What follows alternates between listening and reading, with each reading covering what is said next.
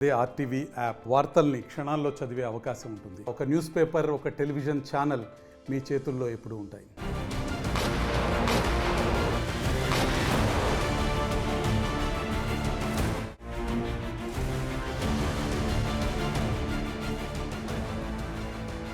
భారత్ పాక్ మధ్య రోజు రోజుకి ఉద్రిక్తతలు పెరుగుతున్నాయి. అయితే పాకిస్తాన్ పైన ఇప్పటికే భారత్ నీటి బాంబును పేల్చింది. సింధు జలాల ఒప్పందాన్ని రద్దు చేస్తుండని తీసుకునే నేపథ్యంలోనే పాక్ ఒక్కసారిగా కక్కావికలమవుతోంది.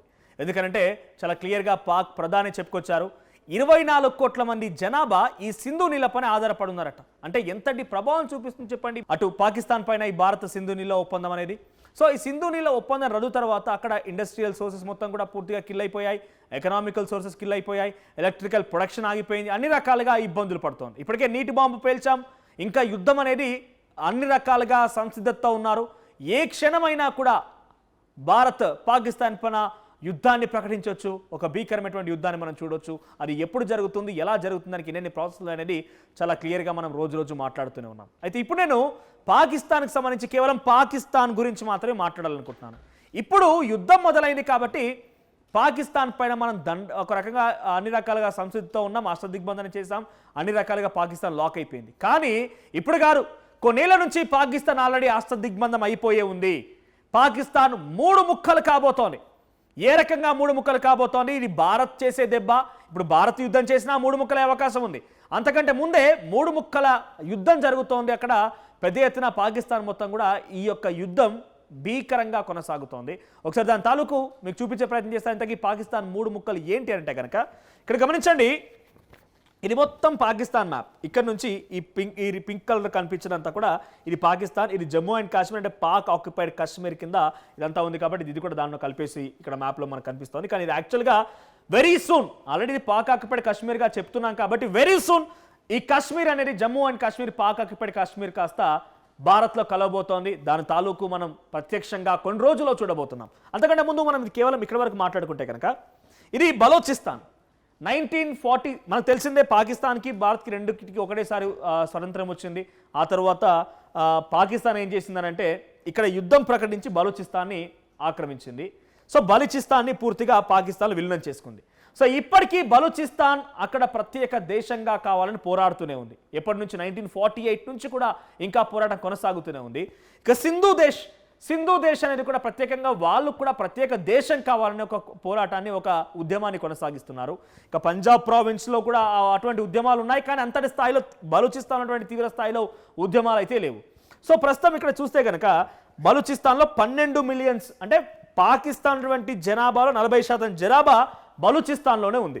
ఇకపోతే సింధు దేశ్లో సుమారుగా 32% జనాభా ఉంది. ఇటు పంజాబ్ ప్రావిన్స్లో 110% జనాభా ఉంది.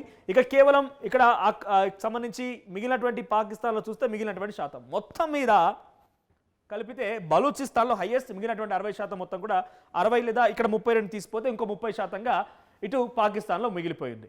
సో ఈ పాకిస్తాన్ 30% పాకిస్తాన్గా చెప్పబడుతోంది. మిగిలినటువంటి బలూచిస్తాన్, సింధు దేశ్ రెండు కూడా ప్రత్యేక దేశాలుగా కావాలని పోరాడుతూ ఉన్నారు. మీరు గమనించండి, ఇక్కడ గ్వాదర్ అని ఇక్కడ కనబడుతుంది కదా పాయింట్ వచ్చేసి, ఇది ఒక పోర్ట్. గ్వాదర్ పోర్ట్ అనేది చాలా కీలకం పాకిస్తాన్కి. తర్వాత కరాచీ పోర్ట్ అనేది, ఈ 2 పోర్ట్లు కూడా ప్రత్యేక దేశం కావాలని చెప్పే పోరాటం చేసే బలూచిస్తాన్, సింధు దేశ్లో ఉన్నాయి. ఇక్కడ మనం పాకిస్తాన్ కొత్తగా ఏం ఫైట్ చేయాల్సిన అవసరం లేదు. ఇంకొన్ని రోజులు పోయినా లేకుంటే ఇప్పటికిప్పుడు యుద్ధం ప్రకటించినా కూడా బలూచిస్తాన్ ఆల్రెడీ పాకిస్తాన్ పైన యుద్ధం జరుపుతోంది. మొన్నటికి మొన్న పహల్గాం దాడి తర్వాత కూడా పాకిస్తాన్ పైన ఇండియా చాలా తీవ్రమైన ఆగ్రహంతో ఉంది. కశ్మీర్లో ఉన్నటువంటి పీఓకే దగ్గర లేకపోతే శ్రీనగర్ లాంటి ప్రాంతాల్లో ఉగ్రవాదులని మట్టుబెట్టే ప్రయత్నం ఒకవైపు ఇండియన్ ఆర్మీ చేస్తుంటే బలూచిస్తాన్ పాకిస్తాన్ పైన దాడి చేస్తోంది. బలూచిస్తాన్ లెఫ్టినెంట్ బిఎల్ఏ అక్కడ బలూచిస్తాన్ లిబరేషన్ ఆర్మీ ఉంటుంది, అది పాక్ ఆర్మీ పైన దాడి చేసి సుమారుగా ఇప్పటికీ ఈ పహల్గాం దాడి తర్వాత సుమారుగా 12 మందిని మట్టుబెట్టేసింది. అంతటి స్థాయిలో బలూచిస్తాన్ లిబరేషన్ ఆర్మీ అనేది ప్రయత్నం చేస్తోంది. మీరు గతంలో చూస్తే పాకిస్తాన్ పైన చాలా పెద్ద ఎత్తున కాల్పులు జరిపారు. ఒక నెల రోజుల క్రితం మీరు గమనిస్తే కనుక వార్తల్లో చూస్తే నెల రోజుల క్రితం పూర్తిగా పాకిస్తాన్ ఆర్మీ పైన చాలా భీకరంగా దాడులు జరిపించింది బలూచిస్తాన్. గమనించండి, ఇక్కడ బలూచిస్తాన్, సింధు దేశ్ రెండు పోతే పాకిస్తాన్ మిగిలేది కేవలం ఒక చిన్న భాగం మాత్రమే. దాంట్లో పంజాబ్ ప్రావిన్స్ కూడా ఒక రకమైన ఉద్యమం చేస్తోంది. కానీ బలూచిస్తాన్, సింధు దేశ్ చేసినట్టు ఉద్యమం లాంటి తీవ్రత ఉద్యమం అయితే కాదు. కానీ వాళ్ళు కూడా ఒక ప్రత్యేక దేశంగా కోరుకుంటున్నారు. ఇదొకటి పోతే ఆజాదీ కశ్మీర్ అని ఒకటి, ఇవన్నీ కూడా లోపల అంతర్గత యుద్ధాలు. పాకిస్తాన్ ఇప్పటికే ఉక్కిరిబిక్కిరి అయిపోయింది, ఒక సంక్షోభం దిశగా ఉంది. రెండు వేర్పాటు దేశాలు కోసం పోరాడుతున్నారు. బలూచిస్తాన్ సింధులు స్వతంత్రం కావాలని పోరాడుతున్నారు.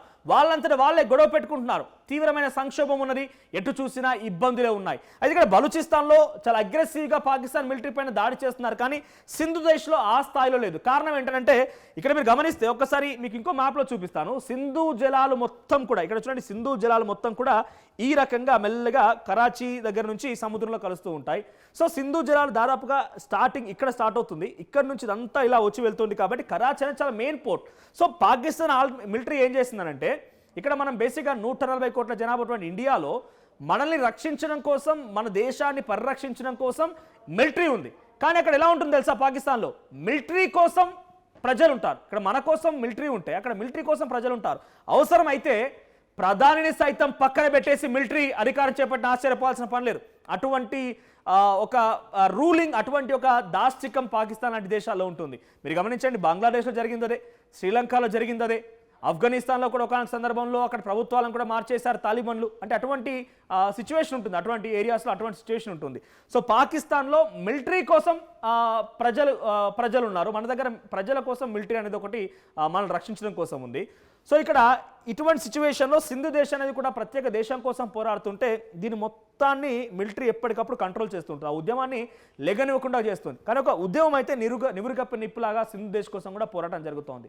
ఒకవేళ నిజంగా ఇవన్నీ జరిగి రేపటి రోజున భారత్ అటాక్ చేసినా, వాళ్ళంతటా వాళ్ళే కొట్టుక సచ్చినా కూడా, ఎందుకు ఈ పదాన్ని వాడాల్సి వస్తుందంటే అది జరగబోతోంది కాబట్టి, కొట్టుక చచ్చినా కూడా పాకిస్తాన్ అనేది 3 ముక్కలు కాబోతోంది. 3 ముక్కలుగా పాకిస్తాన్ జరిగిపోతే ఇక్కడ పాకిస్తాన్ ఎంత మిగులుతుంది తెలుసా, మన భారతదేశంలోని ఒక చిన్న ఒక రాష్ట్రం అంటే మా బహుశా ఉత్తరప్రదేశ్ లేదంటే 2 తెలుగు రాష్ట్రాలు కలిపి ఎంత ఉంటుందో అంత మాత్రమే పాకిస్తాన్ మిగిలి ఉంటుంది. ఇటువంటి దయనీయమైన పరిస్థితుల్లో కావాలనే పాకిస్తాన్ కురివితో తలగొక్కున్నట్టుగా భారతదేశంతో ఈ రకమైనటువంటి ఉద్యమానికి, ఒక యుద్ధానికి తెరలేపింది. వాళ్ళంతా ఇప్పుడు కేవలం మేకపోతు గాంభీరాలే తప్ప నిజంగా యుద్ధం చేయగలిగితే ఫస్ట్ వారిని ఎదుర్కోలేరు.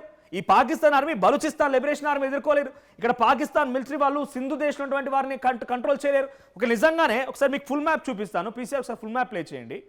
సో చాలామంది ఏమనుకుంటున్నారంటే పాకిస్తాన్ సీవేస్ ద్వారా మనపై దాడి చేయొచ్చేమో, పాకిస్తాన్ ఇంకేదో రూట్ల ద్వారా రావచ్చేమో అనుకుంటే కనుక అవన్నీ రూట్లు పక్కన పెట్టండి, ఫస్ట్ వారిని ఎదుర్కోమనండి. ఇక్కడ చూడండి, ఇక్కడ పీఓకే, ఇది పాకిస్తాన్ ఇక్కడ వరకు ఉంది, ఇది కరాచీ, ఇది గ్వాదర్ పోర్ట్, ఇదంతా ఇందాక చూపించినట్టుగా ఇదంతా కూడా సింధు దేశ్ కోసం పోరాడుతోంది. ఇక్కడ వరకు ఇదంతా కూడా బలూచిస్తాన్. సో ఫస్ట్ పాకిస్తాన్ నుంచి ఎవరైనా కనుక మనల్ని అటాక్ చేయాలి, పాకిస్తాన్ నుంచి సివిఎస్ ద్వారా మన దగ్గర రావాలనుకుంటే ఫస్ట్ వీళ్ళనే దాటలేరు, ఈ బలూచిస్తాన్ సింధు దేశం దాటలేరు. పాకిస్తాన్ మిలిటరీ అక్కడే లాక్ అయిపోయి ఉంటుంది. సో వాళ్ళ ప్రయత్నాలు ఏమున్నా ఇక్కడిక్కడే ఇవన్నీ కూడా చాలా ఈజీగా భారత్ తిప్పుకొట్టే అవకాశం ఉంటుంది. సో ఒక రకంగా కొంత ఆలోచన చేస్తే భారత్ ప్రత్యక్ష యుద్ధం కంటే కూడా నీటి బాంబు పేల్చి ఇటు బలూచిస్తాన్ సింధు దేశ్ నుంచి మరింతగా పాకిస్తాన్ పైన ఒత్తిడి తీసుకొచ్చింది, పాకిస్తాన్ మిలిటరీ పైన, పాకిస్తాన్ ప్రజాప్రతినిధుల పైన ఒత్తిడి తీసుకొచ్చేటువంటి ఒక నీటి బాంబు పేల్చేసింది. ఒక సైకలాజికల్గా వార్ అని కూడా చెప్పొచ్చు. చూద్దాం మరి దాని పరిస్థితి ఎలా ఉంటుందనేది. కానీ పాకిస్తాన్ మాత్రం ఎప్పుడైనా అది భారత్ అటాక్ చేసినా, భారత్ యుద్ధాన్ని ప్రకటించినా, లేకపోయినా కూడా 3 ముక్కలు అవ్వడం మాత్రం ఖాయంగా కనబడుతోంది. ఈ 3 ముక్కల పాకిస్తాన్ బలని భారతదేశాన్ని ఎదుర్కోగలుగుతుందా? అసలు ఏమాత్రం వారిని కంట్రోల్ చేసుకునేటువంటి సిచ్యువేషన్లో భారత్ లాంటి ఒక దేశాన్ని నిలబడగలుగుతుందా? ఇవన్నీ కూడా కేవలం మేకపోతు గంభీరాలు మాత్రమే. ఒకసారి పాకిస్తాన్ ప్రధాని ఏం మాట్లాడారో నేను చెప్తాను, తర్వాత మీరు కూడా చూడండి, తర్వాత మీ అభిప్రాయాన్ని కామెంట్ చేయండి. ఆయన ఏమంటున్నారంటే 2,40,00,000 మంది జనం మొత్తం కూడా ఈ పాకిస్తాన్ వెంట వచ్చేటువంటి సింధు జలం పైన ఆధారపడుతున్నారు కాబట్టి 24 కోట్ల మంది జనం ఆధారపడుతున్నారు కాబట్టి భారత్ తమ పైన ఒక బిగ్ బాంబ్ పేల్చింది. సో మేము వాటి మీద చాలా ఆధారపడున్నాం, ఆ జలాలు మావి అంటూ సంబోధిస్తూ రేపటి రోజున కనుక ఈ జలాలను కనుక విడుదల చేయకపోతే we're also ready with the force and defence అంటున్నారు. అది కేవలం ఇక్కడి ప్రజల నుంచి తప్పించుకోవడం కోసమే తప్ప అది ఏదో పెద్దగా భారత్ పైన యుద్ధాన్ని ప్రకటించి నిలబడగలుగుతామనేటువంటి శక్తి కానీ సామర్థ్యం కానీ పాకిస్తాన్ దగ్గర లేదు. సో ఒకసారి మీరు కూడా చూడండి పాకిస్తాన్ ప్రధాని షహబాజ్ షరీఫ్ ఏమన్నారనేది, ఆ తర్వాత మీ అభిప్రాయం కామెంట్ చేయండి. నిజంగా ఇటువంటి ఒక పిచ్చి కుక్క, నిజంగా అది మళ్ళీ పదం మాట్లాడుతుందని తప్పుగా అనుకోవద్దు, ఎందుకంటే ఇక్కడ వాళ్ళకే దయనీయమైన స్థితి లేదు, వాళ్ళకే కరెక్ట్గా కుంపటి లేదు, వాళ్ళు వచ్చి యుద్ధం చేస్తారంటే మనం నిజంగా అంత ఈజీగా ఉంటుంది అనుకుంటున్నారా? సో నిజంగా మీరు కూడా యుద్ధం కోరుకుంటున్నారా? మీ అభిప్రాయం ఏంటి కామెంట్ చేయండి. మరిన్ని వీడియోస్ కోసం ఛానల్ ని సబ్స్క్రైబ్ చేయండి, లేటెస్ట్ అప్డేట్స్ కోసం వాట్సాప్ ఛానల్ ని ఫాలో అవ్వండి, ఆ లింక్ డిస్క్రిప్షన్ లో ఉంది.